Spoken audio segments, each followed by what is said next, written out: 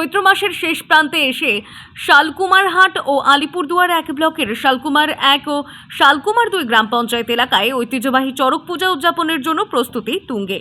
বুধবার কালীবাড়ি এলাকার চড়ক পুজোকে ঘিরে জমজমাট প্রচার চলছে। স্থানীয় পড়ুয়া ও তরুণরা দল বেঁধে নাচ গান করে বিভিন্ন বাড়িতে বাজারে মাগন তোলেন। এই এলাকায় চড়ক পুজো শুধুমাত্র ধর্মীয় অনুষ্ঠান নয়, বরং এক গভীর সাংস্কৃতিক পরিচায়ক। চৈত্র মাস জুড়ে চলে দেবতার জাগরণ, কোথাও সংক্রান্তির দিনে তা কোথাও আবার পয়লা বৈশাখে আয়োজিত হয় চড়ক মেলা। কেউ কেউ 4 চড়ক আয়োজন করে, আবার কোথাও 6 বা 8 চড়কও দেখা যায়। ইতিমধ্যেই অধিকাংশ জায়গায় চড়ক দেবতার জাগরণ সম্পন্ন হয়েছে। আমার নাম হচ্ছে প্রণয় রায়। আমার পরিচয় হচ্ছে আমি শালকুমার মুন্সিপাড়ার একজন বাসিন্দার স্থানীয় বাসিন্দা। আমি দীর্ঘদিন যাবত এই চড়ক এই পূজা নিয়ে মানে উপস্থিত থাকি এবং প্রতিটা মেলাতে অ্যাটেন্ড করি। হ্যাঁ, এবং তালি খেলটুক হিসাবে সেখানে আমাদের অনেক রকম গান বাজনা হয়, সে গানের জায়গায় আমিও থাকি।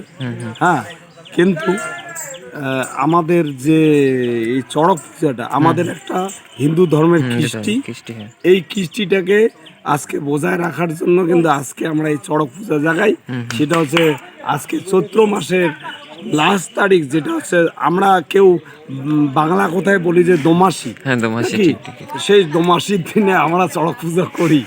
আচ্ছা, আর এইবার আমরা একটা এস্টিমেট নিছি, সবাই মিলে একটা উদ্যোগতা করে যে এইবার মেলাটাকে একদিন একটা অনুষ্ঠান করব।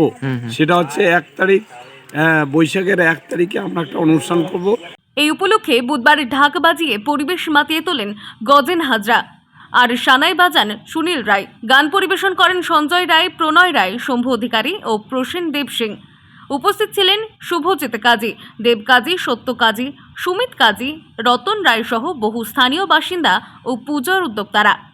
চড়ক পূজাকে ঘিরে স্থানীয়দের মধ্যে এক অন্যরকম উৎসবের আমেজ দেখা যায়। আলিপুরদুয়ার থেকে রতন বর্মনের রিপোর্ট, টাইমলেস ডেপিকশন নিউজ।